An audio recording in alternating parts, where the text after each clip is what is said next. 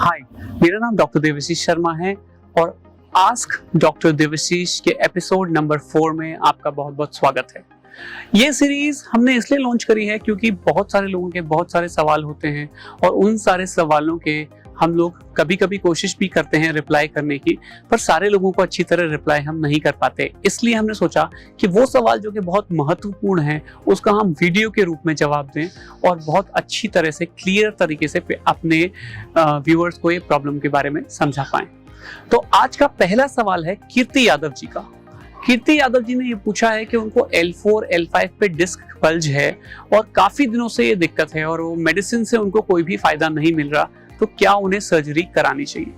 तो देखिए कीर्ति यादव जी, मेडिसिन आपने किस तरह की ली है, मेडिसिन आपने कितने दिन ली है, इससे सवाल उठता है। तो यदि आप मेडिसिन को 6 हफ्ते या उससे ज्यादा ट्राई कर चुके हैं और बिल्कुल भी फायदा नहीं हो रहा, या आपकी प्रॉब्लम बढ़ रही है जिसमें कि वीकनेस बढ़ सकती है, दर्द बढ़ सकता है, ब्लैडर बाउल कंप्लेंट्स हो सकती हैं, यदि इस तरह की दिक्कत हो रही है तो कीर्ति जी आप स्पाइन सर्जरी के बारे में अपने एंडोस्कोपिक स्पाइन सर्जन या स्पाइन सर्जन से डिस्कस कर सकते हैं और ये बात कर सकते हैं कि किस तरह की सर्जरी की आपको जरूरत है।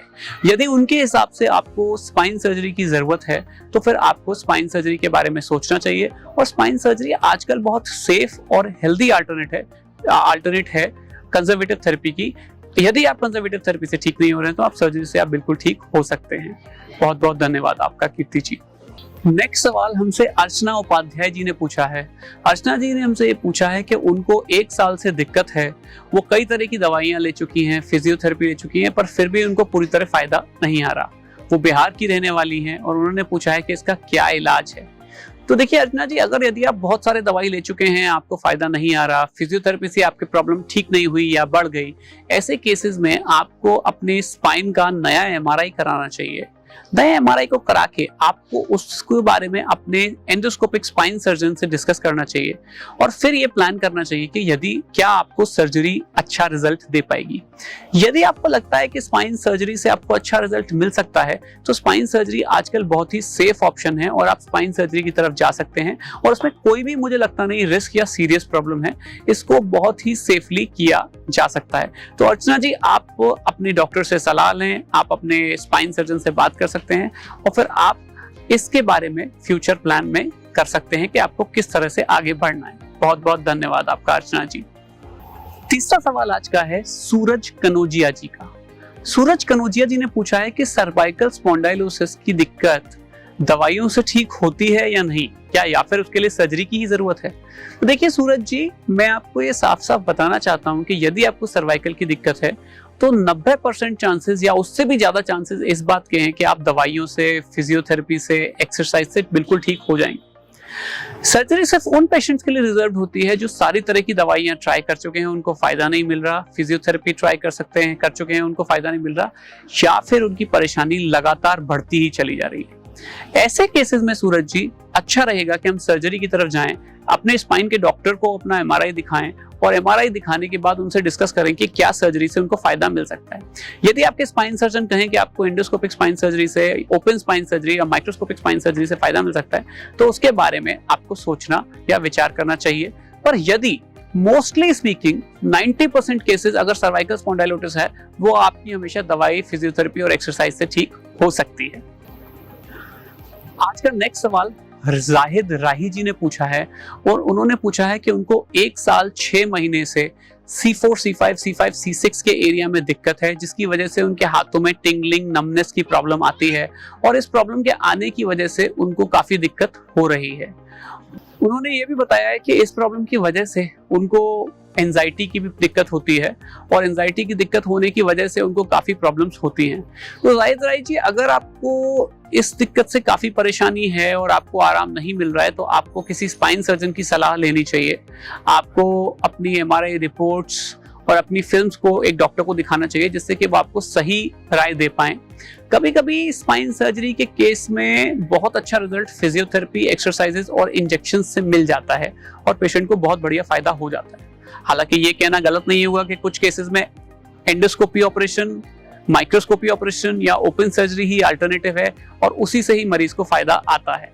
तो मेरे ख्याल से आपको इस बारे में अपने स्पाइन सर्जन से डिस्कस करना चाहिए और फिर अपने आगे का प्लान बनाना चाहिए। बहुत बहुत धन्यवाद। देवराम बोहरा जी ने पूछा है कि उनके बच्चे अभी 5 साल के हैं और उनको स्कोलियोसिस की शिकायत है। उन्होंने जब डॉक्टरों को बताया तो उन्होंने बताया कि उनको सर्जरी की जरूरत है, तो क्या ये सर्जरी होनी चाहिए या नहीं होनी चाहिए? वो अहमदाबाद के रहने वाले हैं और वो ये सवाल उन्होंने हमसे अहमदाबाद से किया है। तो देखिए देवराम जी, स्पाइन सर्जरी स्कोलियोसिस की एक जटिल प्रक्रिया है जिसको नो डाउट किया जा सकता है और हम रेगुलरली इस तरह की स्पाइन सर्जरीज करते हैं। लेकिन इंपॉर्टेंट बात यह है कि क्या हमें उस स्पाइन सर्जरी की जरूरत है, कितने डिग्री का कर्व है, कितनी परेशानी है, किस तरह की स्कोलियोसिस है और उससे क्या दिक्कतें फ्यूचर में आने की उम्मीद है। यदि पेशेंट को इसमें से काफी दिक्कत होने वाली है तो हम सर्जरी इतनी जल्दी उम्र पे कर देते हैं। हालांकि कभी कभी इस सर्जरी के लिए हम 12-13 साल का होने का या स्केलेटल मैच्योरिटी आने का पेशेंट का वेट भी करते हैं। तो डिपेंड करेगा, ये आपके डॉक्टर स्कोलियोसिस सर्जन आपको बताएंगे कि किस तरह की दिक्कत आपको है और किस तरह का प्रॉब्लम के लिए कितनी जल्दी आपको इलाज कराना चाहिए। बहुत बहुत धन्यवाद आपका। नेक्स्ट सवाल पूछा है रतनपुरा जी ने। रतनपुरा जी ने पूछा है कि sir L5-S1 endoscopic spine surgery में कितना कट लगता है, और उन्होंने ये भी बताया है साथ में कि उनका माइक्रोस्कोपिक स्पाइन सर्जरी फेल हो चुका है। तो रतनपुरा जी, हम आपको ये बताना चाहते हैं कि बहुत सारे पेशेंट हमारे पास माइक्रोस्कोपिक स्पाइन सर्जरी फेल्ड लेके आते हैं और उस केस में एंडोस्कोपी करके हम बहुत अच्छा रिजल्ट उनको दे पाते हैं, क्योंकि माइक्रोस्कोपी और एंडोस्कोपी में अंदर जाने का रास्ता टोटली अलग होता है। इसी की वजह से बहुत अच्छा रिजल्ट पेशेंट को मिल सकता है।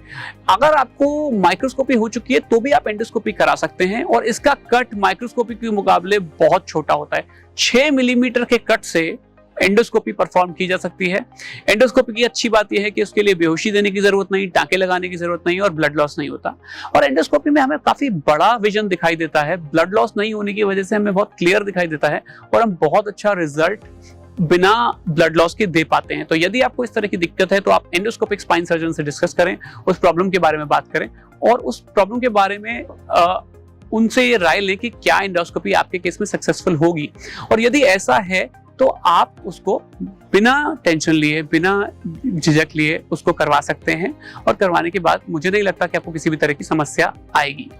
अगर आपको ये वीडियो अच्छा लगा, अगर आपको लगता है कि हम लोग सही इन्फॉर्मेशन आपको दे पा रहे हैं, तो फिर आप हमें सब्सक्राइब कर सकते हैं, हमारे चैनल को लाइक कर सकते हैं और आप आपकी कोई भी जो क्वेरीज हैं, आपके जो भी सवाल हैं, आप नीचे कमेंट बॉक्स में दे सकते हैं। हमारे नंबर्स पे कॉल करके हमसे संपर्क भी कर सकते हैं। बहुत बहुत धन्यवाद आपका।